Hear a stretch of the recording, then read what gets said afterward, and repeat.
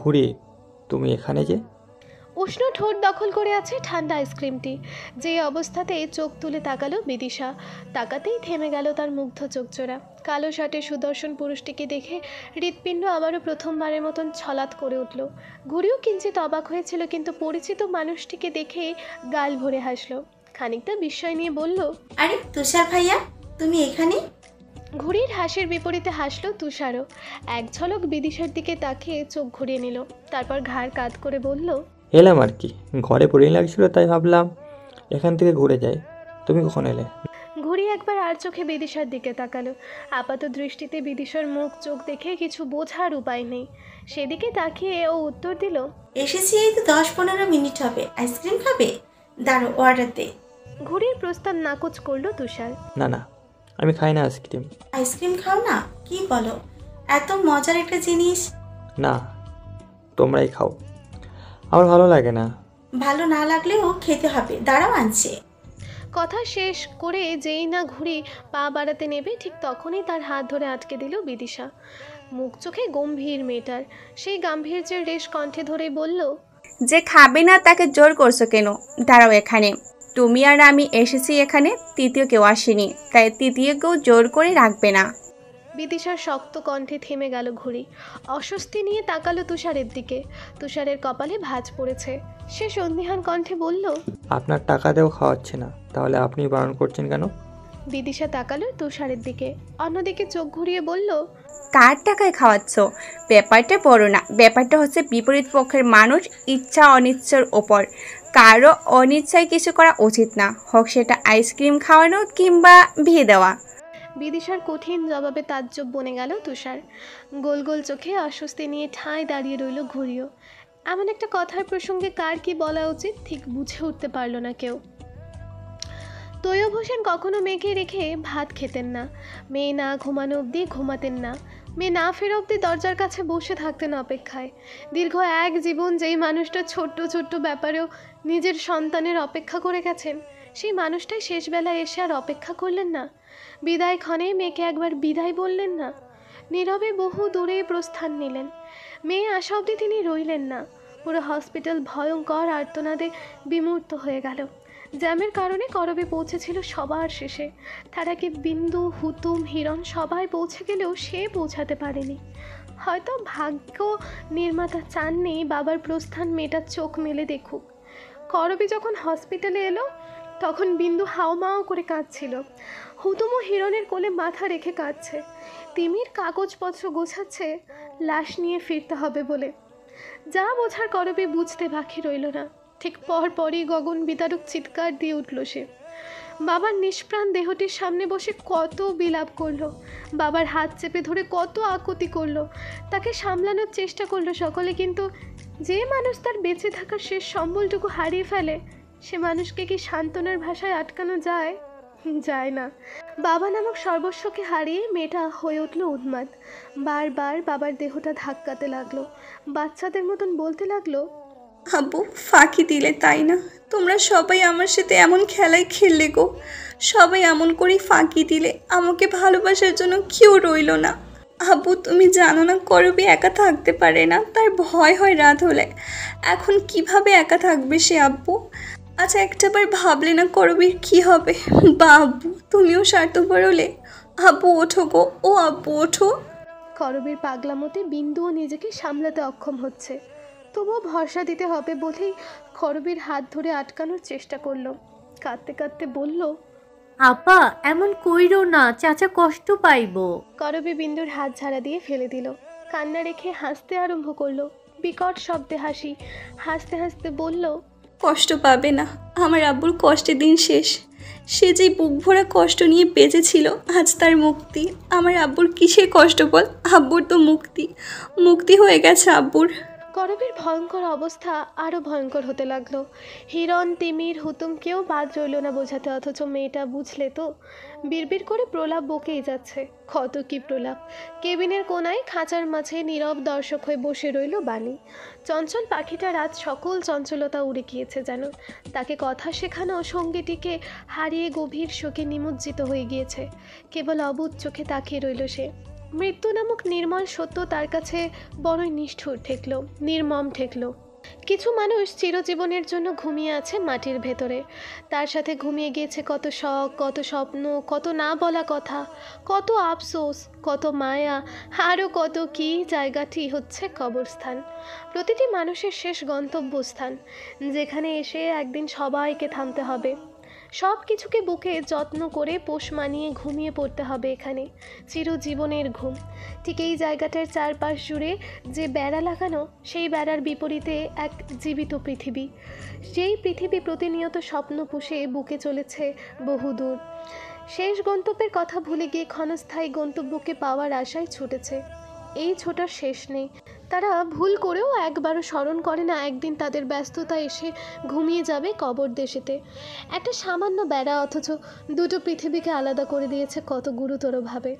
সেই বেড়া ধরে ব্যস্ত পৃথিবীর একজন প্রাণী শূন্য চোখে তাকিয়ে আছে ঘুমন্ত পৃথিবীটির দিকে। কারণ আজ তার শখের মানুষটি ঘুমিয়ে গিয়েছে চিরনিদ্রায়। সেই ঘুম কেমন, কতটা একাকিত্বের, তাই দাঁড়িয়ে দেখছে মেয়েটি। বাতাস নেই চারপাশে, গুমট অস্বস্তিকর একটা গরম পড়েছে। তবে জোছনা রাত, এক আকাশ জুড়ে একটি অর্ধখণ্ডিত চাঁদ চুপ করে আছে বিচ্ছেদের দেবদাসের মতন। সেই জোছনার আলো ঝলমল করছে নতুন কবরটার ওপর। বাড়ি চলো, ভোর হবে তো কিছুক্ষণ পর। এই নিশ্চুপ অপরিচিত পরিবেশে পরিচিত কণ্ঠে খানিক কাঁপল করবীর শরীরটা। ঘাড় ঘুরিয়ে তাকাতেই চোখে পড়ল হিরণের ক্লান্ত পরিশ্রান্ত মুখটি। করবীর অবাক হওয়া উচিত হুট করে এখানে হিরণকে দেখে, বিস্ময় প্রকাশ করা উচিত, অথচ সে কিছুই করল না। কেবল নির্জীব কণ্ঠে থেমে থেমে বলল, কখন এলে? আমি এখানেই ছিলাম। এখানে ছিলে? করবীর মুখে এবার খানিক বিস্ময় দেখা গেল। হিরণ এসে করবীর পাশাপাশি দাঁড়ালো, দৃষ্টি রাখলো করবীর মুখমণ্ডলে, উত্তর দিল, হ্যাঁ। কিন্তু কেন? আমি জানতাম তুমি আসবে। করবীও এবার সরাসরি তাকালো হিরণের দিকে। তুমি জানতে আমি আসবো কিভাবে? যে মেয়েটি তার সকল শখ আহ্লাদ কেবল উৎসর্গ করেছিল তার বাবার পেছনে, সেই মেয়েটি যে বাবার সাথে এত সহজে সংযোগ বিচ্ছিন্ন করতে পারবে না সেটা আমি জানি। করবীর চোখে জল এলো। কান্নারা এমনই, আহ্লাদ পেলে প্রকাশ্যে আসতে চায়।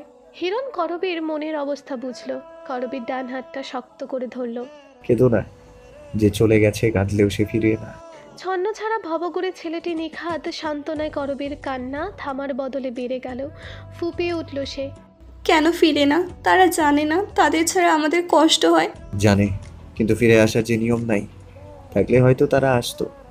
এত আপন মানুষকে রেখে যেতে কেই বা চায় বলো? আমার খুব কষ্ট হচ্ছে। বাচ্চাদের মতন কি সহজ সরল স্বীকারোক্তি মেয়েটার। হিরণের খারাপ লাগে। তার ডান হাতে থাকা করবীর হাতটাকে সে বাম হাতে বুলিয়ে দেয় স্নেহের ছোঁয়ায়। বলে, তোমার যে খুব কষ্ট হচ্ছে সেটা আমি জানি, বুঝি। মা যখন মারা গেল তখন আমার কষ্ট বোঝার বয়স হয়নি। একদিন দেখলাম বাবার সাথে মায়ের কি নিয়ে যেন প্রচণ্ড ঝগড়া হলো। ঝগড়া ভয় পেতাম, তাই ভয়ে ঘরে গিয়ে দরজা আটকে খাটে গিয়ে শুয়ে পড়লাম। কখন যে ঘুমিয়ে গেলাম বুঝিনি। হিরণের কথা থামে, পরপরই ভেসে আসে দীর্ঘশ্বাস। ততক্ষণে করবীর কান্না কিছুটা দমে এসেছে। হিরণের এই জীবনের সম্পর্ক তারা অবগত নয়, তাই স্বভাবতই কৌতূহল জন্মালো তার। তারপর? হিরণ বুক ভরে শ্বাস নিল। কষ্টের কথা বলতে তার ভালো লাগে না, তবুও করবীর কষ্ট সামান্য নিয়ন্ত্রণে আনতে এই কথাগুলো বলা। কারণ মানুষ যখন নিজের কষ্ট নিয়ে প্রচণ্ড হতাশায় ভোগে, তখন তাকে অন্যের কষ্টের কথা জানাতে হয়। তখন অন্যের কষ্টের সাথে নিজের কষ্টের তফাৎ খুঁজে পেয়ে সব কিছুই সহজেই নিজের দুঃখটা লাঘব করতে পারে। হিরণকে চুপ থাকতে দেখে করবী আবারও জিজ্ঞেস করে, তারপর? তারপর আর কি, ঘুম থেকে উঠলাম প্রচণ্ড চিৎকারের শব্দে। মায়ের ঘর থেকে চিৎকার আসছিল। ছোট মন ভীষণ আতঙ্কিত হয়ে পড়েছিল। দ্রুত মায়ের রুমের কাছে যেতেই জীবনের নির্মম দৃশ্যটুকু দেখে ফেললাম। মায়ের শরীরে দপদপ করে আগুন জ্বলছে। মা নিজেই লাগিয়েছে আগুনটা। আমি মায়ের কাছে ছুটে যেতে চাইলেও দাদি আটকে দেয়। মা ওই জ্বলন্ত শরীর নিয়ে বারবার হাত নেড়ে ইশারা করছিল আমি যেন তার কাছে না যাই। বাড়ির কাজের লোকেরা ছুটে গিয়ে পানি আনলো, মায়ের শরীরের আগুন নেভালো, কিন্তু ততক্ষণে সবটুকু পুড়ে ছাই। মায়ের শরীর, মায়ের দুঃখ, মায়ের অভিযোগ, সবকিছু। কথা থামলো। বোবা বাতাস ছুঁয়ে গেল শরীর। করবী তার হাতের তালুতে থাকা হিরণের হাতটা শক্ত করে ধরল। এই শক্ত করা অর্থ হলো আশ্বাস দেয়া। কষ্ট পেও না। ছোট্ট ভাঙা ভাঙা কণ্ঠে সে বলল। হিরণ হাসলো, আবারও বুক ভরে কতগুলো বোবা বাতাস টেনে নিল অন্তরে। কষ্ট পাই না, কষ্ট পেয়েও আর কি হবে, মা ফিরবে না। তবে একটা জায়গায় আমার আফসোস থেকেই গেছে জানো, আমি 7 বছর থাকাকালীন মা মরেছিল। মায়ের বিদায়ে কান্না করার জন্য এই পৃথিবীতে কেউ ছিল না। আমি তো ছোট মানুষ, ভয়ঙ্কর দৃশ্য দেখে ভীত হয়ে গিয়েছিলাম, তাই কান্না করার সুযোগ পাইনি। অথচ আব্বু, দাদি, ফুপি কেউ কাঁদলো না। দেখলাম মায়ের লাশ কবরে ওঠার আগেই বাড়িতে বিশাল আড্ডা বসলো। সেই আড্ডায় আব্বুর দ্বিতীয় স্ত্রী কেমন আনতে হবে তা নিয়ে আলোচনা করতে ব্যস্ত সকলে। অথচ তখনও বাড়িটায় একজন মানুষের অস্তিত্ব পুড়ে যাওয়ার গন্ধ ছিল। একটা মানুষ এত বছর এই পৃথিবীতে ছিল, সংসার গোছানোর তাগিদে নিজেকে কখনো গোছানোর সুযোগ পেল না, সংসারের জন্যই শেষমেশ জীবন দিল। অথচ দুর্ভাগ্য দেখো, সেই সংসারেই তার শূন্যতায় কান্না করার মতন কেউ ছিল না, কেউ না। আমার মায়ের পুরো এক জীবনের মায়া, শ্রম সবই বৃথা ছিল। অথচ চাচার ভাগ্য সেক্ষেত্রে ভালো, তার কবরের দিকে উদাস হয়ে তাকিয়ে থাকার জন্য একজন মানুষ তিনি পৃথিবীতে রেখে গেছেন। করবী সান্ত্বনা দেওয়ার ভাষা পেল না, কেবল শক্ত হাতে ধরে রাখলো হিরণকে। হিরণ তপ্ত শ্বাস ফেলল। জানো আমার আফসোস কি? করবী আগ্রহী মনে তাকালো, জিজ্ঞেস করলো। কি? যে মানুষটা আগুনে ঝলসে যাওয়ার সময়ও আমার কথা ভেবে আমাকে তার কাছে যাওয়ার নিষেধাজ্ঞা দিয়েছিল, সে মানুষটার জন্য আমি কিচ্ছু করতে পারিনি, কিছুই না। সকালবেলা ছাদে এসে দাঁড়িয়েছে বিদিশা। সূর্য সবে লাল টুকটুকে রং ধরে গগনে হাসতে শুরু করেছে। ভোরের মৃদুমন্দ বাতাস ছুঁয়ে যাচ্ছে শরীর। কর্কশ কণ্ঠে একাধারে একটি কাক ডেকে যাচ্ছে ভোরটুকে পরিপূর্ণ করতে। হুট করেই ছাদের গেট খোলার শব্দ পেতে ঘাড় ঘুরিয়ে তাকালো বিদিশা।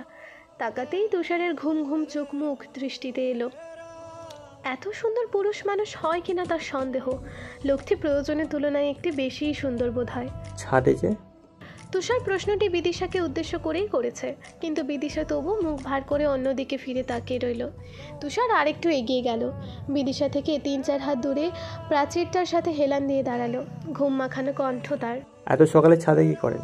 বিদিশা উত্তর তো দিল না, বরং চলে যেতে উদ্যত হতেই তুষার বিরক্তিতে চ উচ্চারণ করলো। আরে আপনি কথা বলতে পারেন না নাকি? কেন, কথা বলতে পারলে আপনার কথা বলতে হবে এর কোনো বাধ্যকতা আছে বুঝি? মেয়েটার ধারালো উত্তরে তুষার দিনে দিনে কেবল তাজ্জবি বনে গেল। এভাবে কথা বলেন কেন আপনি? কিভাবে বলি? এই যে মাধুর্যহীন। আপনার সাথে মধুজতা দেখানোর প্রয়োজন বোধ করি না, তাই। তুষার যেন আর কিছুই বলার ভাষা পেল না। ঘুম উড়ে গেছে সেই কখন। মেয়েটিকে সে যতটুকু দেখছে, মেয়েটা এত রুক্ষ নয়, সবার বেলাতে নয়ই। এই তো পরশুদিন মধ্যরাতে যখন তিমির বাড়ি ফিরল, তখন কি সুন্দর করে যত্ন করে তিমিরকে ভাত বেড়ে দিল। কেন বাড়িতে ফেরেনি 2 দিন তাও জিজ্ঞেস করলো। তিমিরের ক্লান্ত মুখ দেখে কেমন স্নেহ করলো।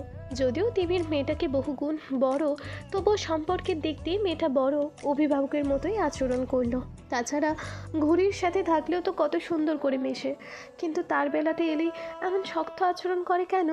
মনের প্রশ্ন মনে রাখলো না তুষার, সোজাসাপটা জিজ্ঞেস করলো। আপনি আমার সাথে এমন আচরণ করেন কেন?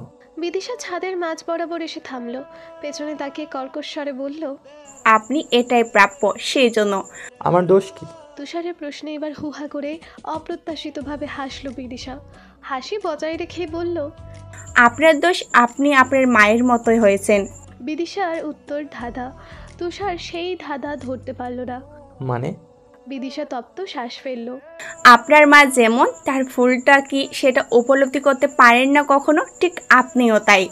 আপনাদের উপর উপলব্ধি করতে না পারার ব্যাপারটা আপনাদের জীবনের বড় ফুল, বড় অন্যায়। তুষার রেগে গেল এবার। এতই যখন আমরা অন্যায় করেছি, ভুল করেছি, তো চলে যাচ্ছেন না কেন? বিদিশার ঈগলের মতন তীক্ষ্ণ চোখ জোড়া এবার শীতল হয়ে এলো। কর্কশ মুখমণ্ডলটিও নরম হলো।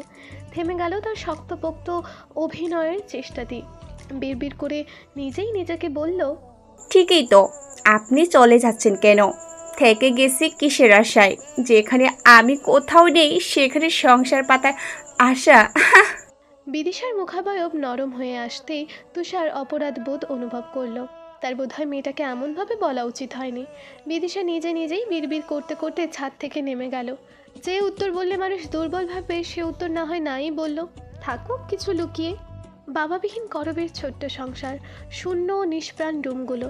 বাবা বলে ডাকলেও সে ডাক প্রতিধ্বনিত হয় দেয়ালগুলোতে। এতটাই ফাঁকা চারপাশ। শোক শোক করে বাবাবিহীন কেটে গেছে মেয়েটির একটি দিন। ভাবতে ভাবতে ঘুমিয়ে গিয়েছিল ঠান্ডা ফ্লোরে। যখন জানালা ভেদ করে ভারী রোদ মুখে এসে পড়লো তখনই তার ঘুম ভাঙল। এক কাঁধ ব্যথা হয়ে গিয়েছে। ঘুম ভাঙতেই স্মৃতি ভুলে ডাক দিয়ে বসে অভ্যাসবশত বাবাকে।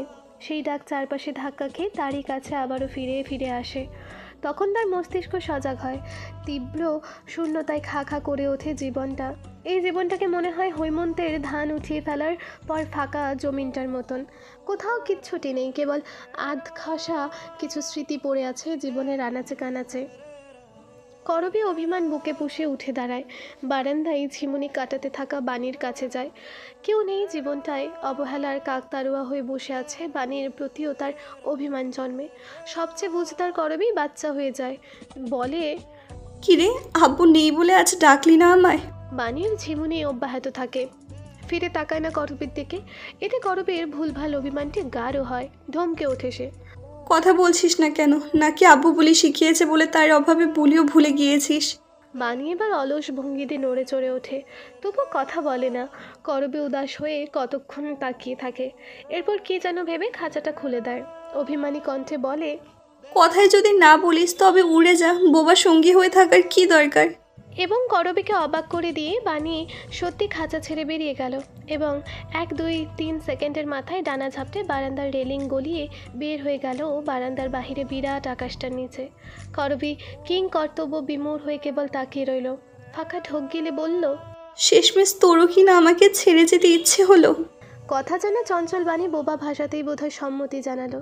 তারপর মিনিট খানিক তাকিয়ে থেকেই উড়ে গেল তার পরিচিত ছোট্ট বারান্দাটা ছেড়ে বিশাল অপরিচিত আকাশটাতে। ফিরেও তাকালো না একটিবার। যেন সকল পিছুটান ছিন্ন করে ফেলেছে সে বাবা মারা যাওয়ার সাথে সাথেই। করবীর চঞ্চল চোখ দুটো বেয়ে বেয়ে নীরব অশ্রুরা ঝরে পড়ল অনবরত। বাণীর এহেন আচরণ তার ভেতরটা যেন চূর্ণ বিচূর্ণ করে দিল। তবে কি পাখিরাও মায়া কাটাতে শিখে গেছে মানুষের সান্নিধ্যে থেকে? যেমন করে আব্বু মায়া কাটিয়েছে আম্মু। বিন্দুর আজ মন বসছে না কাজে। প্রতিদিনের মেশিনের শব্দটি আজ বিরক্তির ঠেকছে। আপাটাকে ছেড়ে আসতে মন চায়নি, তবুও বাস্তবতার টানে তাকে আসতেই হয়েছে। ঘরে ছোট্ট একটি বাচ্চা, বৃদ্ধ একজন মানুষও আছেন। রোজগার না করলে মানুষগুলো কি খাবে?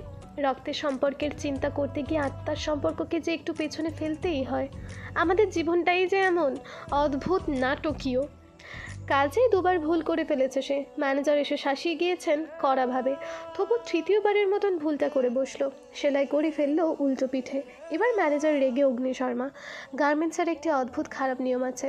ম্যানেজাররা কর্মচারীদের খুব বেশি তুচ্ছ তাচ্ছিল্য করেন এবং মেয়ে কর্মচারীদের তো গালি দেওয়ার সময় কোনো রাখটাকি রাখেন না। বিন্দুর বেলাতেও তাই হলো। তৃতীয়বার ভুল করতে ম্যানেজার রেগে গেলেন। বিন্দুর বসে থাকা চেয়ারের পায়াতে মৃদু লাথি মারলেন। তোদের কাছে মন না থাকলে আসিস কেন রে এখানে? 3টা মাল নষ্ট করলি। মন যদি না বসে তাহলে কাজ থেকে গলা ধাক্কা দিয়ে বের করে দেব। বিন্দু কেঁপে উঠল লাথিতে। ভীত কণ্ঠে বলল, বুঝি নাই স্যার, এইবারের মতন মাফ করেন। আমি তোর দানশালা খুলছি, তোরে ভুল করবি আর আমরা মাফ করব। টাকা কি বলদরে দিয়ে আসেন? ম্যানেজারের ভাষা খারাপ, রাগলে আরও বিশ্রী রকমের খারাপ হয়ে যায়। বিন্দু অভ্যস্ত, তাই মাথা নত করে বিনীত স্বরে বলল, আর হইব না স্যার, সত্যি কইলাম।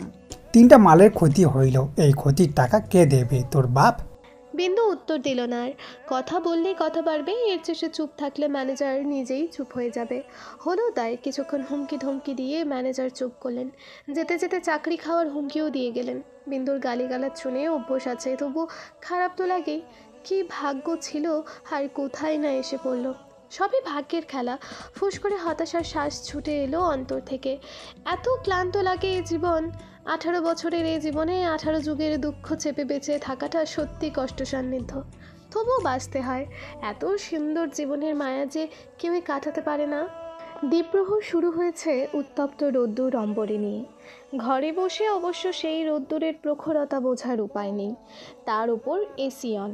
বাহিরে গাঢ় রোদ হলেও ঘরের ভেতরটা শীতল ঠান্ডা। ঘুড়ি বারান্দায় বসে আছে, গিটারটা হাতে। আজ খুব গিটার বাজাতে ইচ্ছে করছে। বহুদিন পর কণ্ঠ আজ গাইতে যাচ্ছে। গাইতে চাওয়ার অবশ্য আরও একটি ভিন্ন কারণ আছে। আজ তার মন খারাপ। মন খারাপ হলে তার বরাবরই গাইতে ইচ্ছে হতো। আজও ব্যতিক্রম নয়। বহুদিন পর গিটারে টুং করে সুর তুলল। জুড়িয়ে গেল অন্তরটা। সুর আবারও তুলল। এবার ভাঙা সুর না, গলা উঁচুতে উঠালো।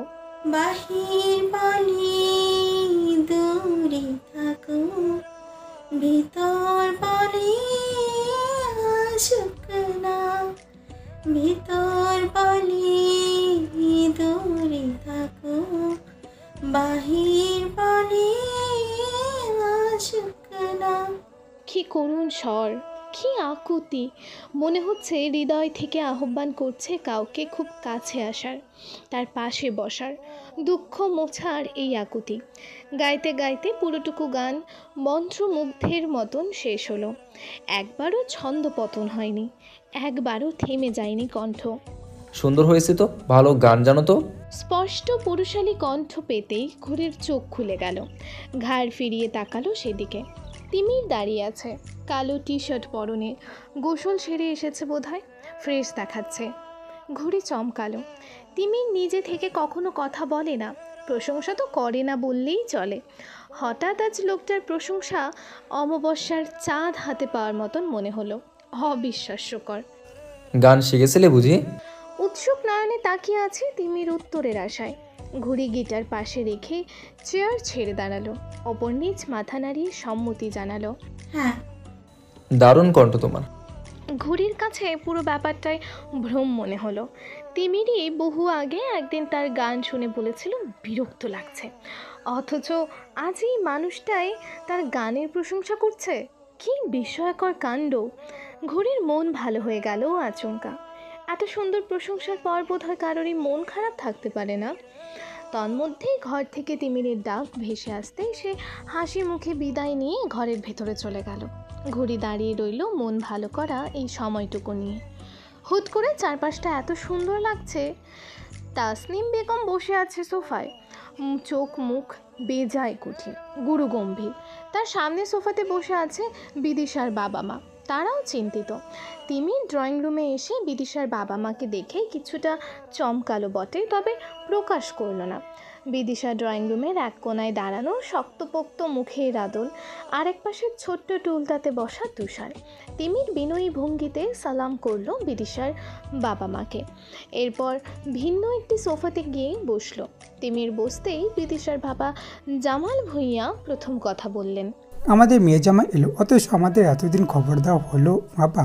প্রশ্নটি তিনি তাসনিম বেগমের উদ্দেশ্যেই করলেন। তাসনিম বেগম একবার চোখ ঘুরিয়ে বড় ছেলের দিকে তাকালেন। তিনি ঝামেলা করতে চাননি, সবটা ধীরে সুস্থে মিটমাট করতে চেয়েছিলেন। কিন্তু ধীরে ধীরে বিদিশার ব্যবহার এত অসভ্য হচ্ছে যে তিনি আর বিদিশার বাবা মাকে না ডেকে পারলেন না। মাকে চুপ থাকতে দেখে তুষার বলল, আমরা তো জানার অধিকার রাখি নাকি? ভদ্রলোকের প্রশ্নে এবার তিমির অপরাধী স্বরে বলল, আসলেই ভুল হয়েছে আমাদের, ভাইয়া হুট করে আসছে, সেজন্যই বোধহয় আজ আপনাদের দাওয়াত দেওয়া হয়েছে। তিমিরের কথাটা তুমুল তাচ্ছিল্যে উড়িয়ে দিল বিদিশা। দাওয়াত? আমার বাবা মায়ের তেমন ভাগ্য আছে নাকি? বিদিশার রূঢ়ভাষী উত্তরে তিমির ভ্রু কুঁচকাল। অবাক হলো তার বাবা মাও। তিমির হুট করেই বুঝতে পারল ঘরে কোনো গণ্ডগোল হয়েছে, যা সম্পর্কে সে অবগত নয়। না হয় ভাবির কথা বলার ধরন এমন হতো না, এত বছরে তো হয়নি। জামাল ভূঁইয়া মেয়ের দিকে তাকালে কিছুটা চাপা ধমক দিয়ে বললেন, কিভাবে কথা বলছো তুমি? তাসনিম বেগম যেন এই মোক্ষম সুযোগটারই অপেক্ষা করছিলেন। মুহূর্তেই তিনি জবাব দিলেন, আপনাদের মেয়ে এখন এভাবেই কথা বলে এবং সেজন্যই আপনাদের এখানে আনানো হয়েছে। কথাটি যেন বিস্ফোরণ ঘটালো ড্রয়িং রুমের মাঝে। তুষারও অবশ্য অবগত ছিল না মায়ের এমন কাণ্ড সম্পর্কে। তবে ভাবলেশীন দাঁড়িয়ে রইল বিদিশা। বিদিশার মা লিপি ভূঁইয়া চট করে সোফায় ছেড়ে উঠে দাঁড়ালেন। তিনি বোধহয় সবটুকুই আঁচ করতে পেরেছেন এতক্ষণে। নারী মন বড়ই তীক্ষ্ণ, এরা পরিস্থিতি দেখলেই ঘটনা বোঝার সক্ষমতা রাখে।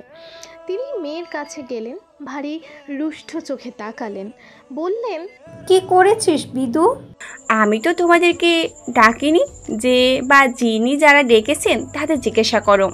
বেপরোয়া এই মেয়েটিকে বাবা মায়ের কাছে বড় অপরিচিত ঠেকালো। মায়ের মন তো ভীত হলো অনেক।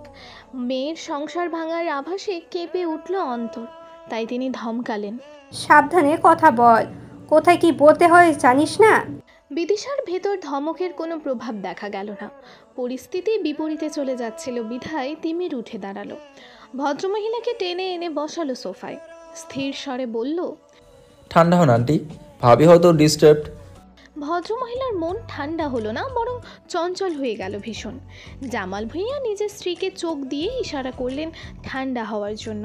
অতঃপর নিজেই তাসনিম বেগমকে জিজ্ঞেস করলেন, কি হয়েছে যদি খুলে বলতেন? কি হয়েছে? চোখের সামনেই তো দেখতে পাচ্ছেন, আপনাদের মেয়ে আমাদের সাথে এমন অসভ্য আচরণই করে যাচ্ছে। এমন হলে তো। বাকি কথা শেষ করলেন না তিনি। অবশ্য শেষ করার প্রয়োজনও নেই, কারণ সকলেই কথার ইঙ্গিত বুঝতে পেরে গিয়েছে অনায়াসে। তিমিরের কাছে সবটাই অস্বচ্ছ এবং নতুন। সে মায়ের দিকে বিস্ময় নিয়ে তাকালো। কি বলছেন এসব? যা বলছি সবটাই সঠিক। তুমি তো বাড়ি থাকোনি বেশি সময়, তাই তুমি জানো না ইদানিং ও কি কি করছে। কোনো বেয়াদবি বাদ রাখেনি। মুখ সামলে কথা বলুন, ভাবির সম্পর্কে বাজে কিছু বলবেন না। রীতিমতো রেগে গিয়েছে তিমি। ঘটনা বিগড়ে যাচ্ছে কথার পৃষ্ঠে কথা উঠে। বিদিশা উদাস নয়নে তাকালো। তিমিরকে উদ্দেশ্য করে বলল, ভুল কিছু বলেনি তো তোমার মা? হ্যাঁ, তুমিই বলো তুমি কি করেছো। আমার ছেলেরা তো আর আমার কোনো কথাই বিশ্বাস করে না। তাসনিম বেগমের কণ্ঠে অভিযোগের ছাপ। তিমির রাগে ফুঁসছে। তার জন্য আপনি তাই কখনো নিজের ভুলটা মানতে শিখলেন না, সবসময় ওর ঘাড়েই দিয়ে গেলেন। কথার সূচনা এক হলেও তা গুরুতর ঝামেলার দিকে মোড় নিচ্ছিল। তাই বিদিশাই কথা থামানোর জন্য বলল, ভাইয়া তুমি কিছু বলো না। আমিও চেয়েছিলাম বাবা মা আসুক, অনেক তো হলো এখানে সংসার করা, আর স্বাদ নেই, আমি ফিরে যেতে চাই। দ্বিতীয় বোমটা যেন ফাটলো এবার। তাসনিম বেগমকে অবধি সেই ভয়ঙ্কর বাতাস ছুঁয়ে গেল। তিনি ভেবেছিলেন মেয়েটার বাবা মাকে আনলে তারা বুঝিয়ে শুনিয়ে গেলে মেয়েটা আবার হয়তো আগের মতন হয়ে যাবে। অথচ তেমন কোনো আশঙ্কাই নেই। এই বিদিশার আগের মতন হওয়ার নয়। বিদিশার মা রেগে গেলেন। ফাজলামো হচ্ছে এখানে। কি বলছিস বিদু? সংসার কোনো ছেলে খেলা নয়। আচ্ছা তাই নাকি? অথচ আমার তো মনে হলো সংসারের নাম দিয়ে এত বছর আমাকে দিয়ে ছেলে খেলার করানো হলো। তখন তোমার কথা কই ছিল মা? জামাল ভূঁইয়া বুদ্ধিমান মানুষ, মেয়ের কথা বুঝতে তার সময় লাগলো না। তিনি এবার নরম স্বরে মেয়েকে উদ্দেশ্য করে বললেন। বিদিশার কঠিন চোখ মুখ বাবার কথায় নরম হয়ে এলো। যাক, অবশেষে কেউ অন্তত জানতে চাইলেও তার কী চায়। নয়তো এই সংসারে যেমন মূল্যহীন হয়েছিল, কেউ তো মানুষই মনে করতো না তাকে, ভাবতো খেলার পুতুল। বিদিশা বাবার কাছে গেল, পাশে গিয়ে বসলো। বাবার বুকে মাথা দিয়ে ক্লান্ত স্বরে বলল, আমি একটা শক্ত বুক চাই বাবা, যেখানে আমি থেকে যেতে পারবো অনায়াসে। আমার এই পৃথিবীতে সেই বুক তোমার ছাড়ার কারণেই এই সংসারে এতগুলো বছর যাবৎ আমি ছিলাম। এই ঘরের প্রতিটা আনাচে কানাচে আমি স্বপ্ন পুষেছিলাম। বিয়ের পরের দিন যে মেয়েটার স্বামী সংসার ছেড়ে চলে যায়, সেই মেয়েটার এতগুলো দিন এই সংসার থাকার কথা নয়, তবু আমি থেকে গিয়েছিলাম কোনো লোভে, কে জানে। বহু সাধ্য সাধনা করেছে এই সংসারকে আপন করতে, কিন্তু আমি ব্যর্থ বাবা। আর যে পাচ্ছি না, এই সংসার আমার আপন নয় বাবা, আমার দম আটকে আছে। তুমি নিয়ে যাও, আমি আর পাচ্ছি না। তুষার এতক্ষণ নীরব দর্শক ছিল, এখনও তাই। তবে মনের কোথাও একটা অপরাধবোধ মাথা চাড়া দিয়ে উঠল, কিন্তু তার মস্তিষ্ক সেই অপরাধবোধ মানতে প্রস্তুত নয়। বিদিশার মা হয়তো কিছু বলতেন, কিন্তু তার আগে জামাল ভূঁইয়া তাকে থামিয়ে দিলেন। গমগমে গলায় বললেন, নিজের জিনিসপত্র গুছিয়ে আনো মা, তোমার আজ ছুটে। আমারই ভুল ছিল। যে ছেলে এমন একটা বিবেকহীন কাজ করতে পারে, সেই ছেলে ভরসায় তোমাকে রেখে যাওয়া উচিত হয়নি। কথাটা ভীষণ মানে লাগলো তুষারের। সে সশব্দে টুল ঠেলে উঠে গিয়ে নিজের রুমের দরজা লাগিয়ে দিল। তা দেখে জামাল ভুঁইয়া তাসনিম বেগমকে খোঁচা মেরে বললেন, আমার মেয়েকে অশুভ বলার আগে নিজের ঘর ঠিক করা উচিত ছিল আপনার আপা। বড়ই দুঃখের সাথে বলতে হচ্ছে আপনাদের রক্তের স্বার্থপরতা বেশি। আমার মেয়েকে আমার চেয়ে ভালো যে কেউ চেনেন না। করবীর ফুলো মুখ, গালের এক সাইডে দেখা যাচ্ছে অযত্নের ব্রণ, চুলগুলো বাউন্ডুলে এলোমেলো, নীল রঙের জামাটা ঝকঝকে, ফর্সা শরীরে মনে হচ্ছে এক খণ্ড আকাশ জড়ানো। ধীর পা জোড়া হাঁটতে চায় না, তবু জোর করে তাদের টেনে নিয়ে যাচ্ছে। সপ্তাহখানেক হলো টিউশনিতে যায়নি, আর যে দায়িত্বের প্রতি অবহেলা করা যায় না। ক্লান্ত বুক চিরে বেরিয়ে আসে তিক্ত শ্বাস, চোখগুলো টলমল করে ওঠে নোনা জলে। আকাশে অগণিত পাখি উড়ছে, কিচিরমিচির শব্দ কানে লাগছে বড়। করবী সেই আকাশের পানে তাকায় এক বুক আশা নিয়ে। এ নতুন নয়, গত কয়েকদিন যাবতই সে পাখির শব্দ শুনলেই ছুটে আসে, আকাশের দিকে পলকহীন তাকিয়ে থাকে। এই বুঝি বাণীটা উড়ে এলো, ভাঙা ভাঙা করে কতগুলো কথা বলল, অথচ এমন কিছুই হয় না। আশার আলো জ্বলতে জ্বলতে নিভে যায়, অথচ বাণীটা ফেরে না। এই 800 কোটির পৃথিবীতে তার নিজের বলতে কেউ নেই। এই বাক্যটির চেয়ে নির্মম বাক্য আর হয় না বোধ করি।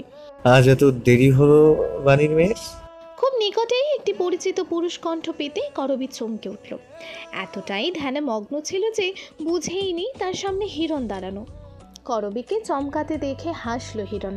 কিভাবে বাণীর মায়? মেয়েটাও হাসির বিপরীতে জোরপূর্বক হাসে, উচ্ছ্বাসীন কণ্ঠে বলে, কিছু না। রাস্তার মাঝে এমন করে ভাবতে ভাবতে হাঁটলে তো গাড়ি তোমাকে উড়িয়ে দিবে। তাতে খারাপ হবে না, বুঝলে? ঠোঁটে ঝোলানো বিষাদ হাসিটা আরেকটু গাঢ় হলো মেয়েটার। হিরণ তপ্ত শ্বাস ফেলে। করবীর এত বিপর্যস্ত অবস্থা ছেলেটাকে শান্তি যে দেয় না। কিভাবে মেয়েটাকে বোঝাবে সে এটা? তুমি এখানে কেন? কোনো দরকারে এসেছিলে বুঝি? করবীর প্রশ্নে হিরণ মাথা নাড়ায় ডানে বামে, অর্থাৎ না।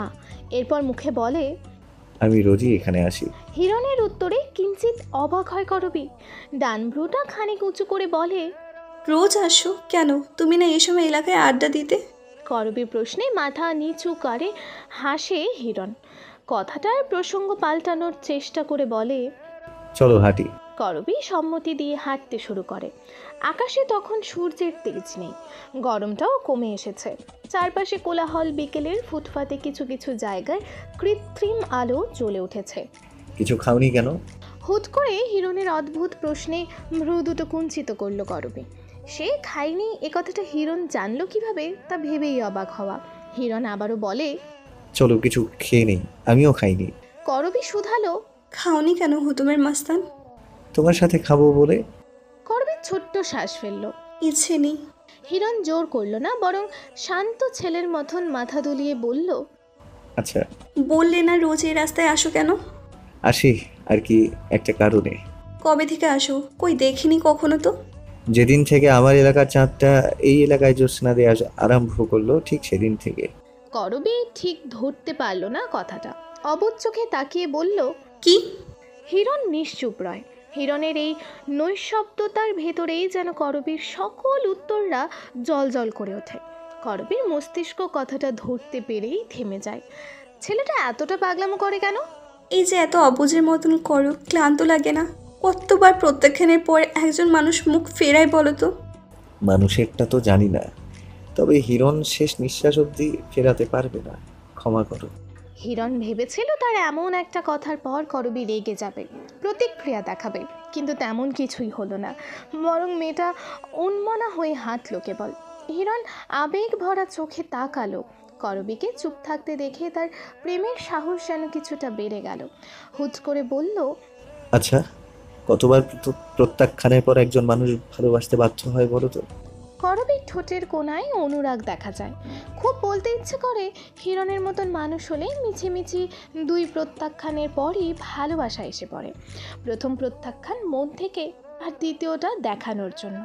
অমন সোহাগ জানা পুরুষ কজনই বা ফেরাতে চায়, কিন্তু বলা হয়ে ওঠে না এই অনুরাগপূর্ণ কথাগুলো। বুকের কোণাতেই থেকে যায় তারা কড়া শাসনের ফলে। বাকি পথটুকু নীরবেই হাঁটে দুজন।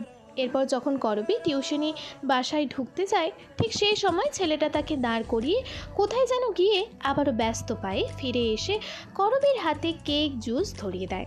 ভীষণ আবদার ভরা কণ্ঠে বলে, মনের দুঃখ পেটকে দিয়ে লাভ নেই, বাঁচতে যেহেতু হচ্ছে শুধু শুধু দেহকে কষ্ট দিয়ে লাভ কি? খেয়ে নিও, আমি অপেক্ষায় আছি, একসাথে ফিরবো, কেমন? করবী নিষেধ করল। না না, চলে যাও তুমি, আমি একা যেতে পারবো। হিরণ মাথা নাড়ায়, বোঝায় সে চলে যাবে, কিন্তু করবীর মন জানে ছেলেটা যাবে না, এখানেই ঠাঁই দাঁড়িয়ে থাকবে। দুঃখের সময় ছেলেটা রুমাল হতে যে ভালোবাসে, কেমন যেন স্বাদ হয় এই ক্লান্ত সংসার ছাড়িবার। আদেশ নেই প্রস্থানের, আর ইচ্ছে নেই রহিবার। বিদিশার ডায়েরি জুড়ে এই দুটি লাইন লেখা, একবার দুবার না, গুনলে হয়তো শত সহস্র বার পাওয়া যাবে। কিন্তু জামাল ভূঁইয়া গুনলেন না। মেয়ের ব্যক্তিগত কষ্ট কোনো বাবাই সহ্য করতে পারেন না, তার উপর কষ্টের পরিমাণ কেই বা যাবে দাঁড়িপাল্লা দিয়ে মেপে দেখতে। বিদিশা ফ্লোরে বসে আছে খাটে হেলান দিয়ে, বেখেয়ালি বাতাসে উঠছে ডায়েরির পাতাগুলো, শব্দ হচ্ছে পাতায় পাতায় সংহারের। জামাল ভূঁইয়া দরজায় দাঁড়িয়ে দেখলেন মেয়ের মন মরা এই দৃশ্য। বুক চিরে বেরিয়ে এলো দীর্ঘশ্বাস, কিন্তু তিনি মেয়ের দুঃখকে বাড়াতে চাইলেন না, তাই আবারও পর্দা ঠেলে ঘরের বাহিরে গেলেন। গলা উঁচিয়ে ডেকে বললেন, কি করো আম্মু? কথা বলতে বলতে ধীর পায়ে ভেতরে ঢুকলেন। ততক্ষণে বিদিশা দাঁড়িয়ে গিয়েছে, একদম পরিপাটি হাবভাব। একটু আগে অবধি যে বিদিশা ফ্লোরে মন মরা হয়ে বসেছিল, সেই বিদিশার সাথে এই বিদিশার জন্য বহু তফাৎ। মনে মনে হাসলেন বাবা। মেয়ের চতুরতায় বড় খুশিও হলেন। দুঃখ লুকানোর ক্ষমতা সবার নেই, ওনার মেয়ের আছে, সেটা অবশ্যই গর্বের ব্যাপার। কিছু করছি না বাবা, কিছু বলবে? কিছু না বলে বুঝি আসা যায় না? বাবার কথার প্যাচে পড়ে হাসল সে। অবশ্যই যাই, বসো।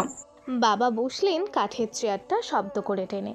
দুজন মানুষের ভেতরেই কথার পাহাড়, অথচ শুরু করার উপলক্ষ না পেয়ে শুনশান নীরব হয়ে স্থির থাকলো দুজনেই। বাহির থেকে তখন বিদিশার মায়ের নাক টানার শব্দ পাওয়া যাচ্ছে, হয়তো শব্দহীন কাঁদছেন। আজ বিকেলে কিছু আত্মীয় এসেছিলেন, ওনাদের হা হুতাশ বিদিশার সংসার ভাঙা ঘিরে। মায়ের মন সেই হা হুতাশে ব্যথিত হয়েছে ভীষণ। মানুষগুলো যাওয়ার পর থেকেই যে নাক টেনে টেনে নীরব কান্না চলছে, তা এখন জারি রেখেছেন। বাবা মেয়ের কান সেই কান্নাতেই আটকে গেল। বিদিশা ছোট্ট স্বরে বলল, মা বোধে কাঁদছে। বাবা আনমনে বললেন, হয়তো। আমি আসাতে বুঝি বড্ড যন্ত্রণা হয়ে গেল, তাই না বলো? জামাল ভূঁইয়ার অন্য মনস্কতা কেটে গেল। চপল চোখগুলো মেয়ের দিকে স্থির করে বললেন, এমন বলছো কেন? আমি কই বললাম, মায়ের কান্না বলছে। বিদিশা ঠাহর করলেও তার কথার পরপরই কান্নার শব্দ একদম মৃদু থেকে মৃদুতে চলে গেল। দরজার পর্দাটাও কেঁপে উঠল, কাঁপলো নারী ছায়াটাও। মা যে দরজার বাহিরে দাঁড়িয়ে শুনছে তার বলার অপেক্ষা রাখে না। তুমি আসার যন্ত্রণা এ কান্না নয়, এই কান্না তোমার যন্ত্রণায় অন্তর পড়ে অঙ্গার হয়ে যাওয়ার কান্না। ধরন বুঝলেও না আজম। আমার যন্ত্রণা কই হলো? মুক্তিতে কারো যন্ত্রণা হয় নাকি? মেয়ের কথা ঘোরানোর কৌশলে বাবা মাথা নাড়ালেন মৃদু। উঠে যেতে যেতে বললেন, মুক্তিতে যন্ত্রণা হয়? কে বলল? যন্ত্রণা হয় মৃত্যুতে। আর তোমার সংসার জীবনে এই মৃত্যুতে তোমার কষ্ট হচ্ছে আমি বুঝি।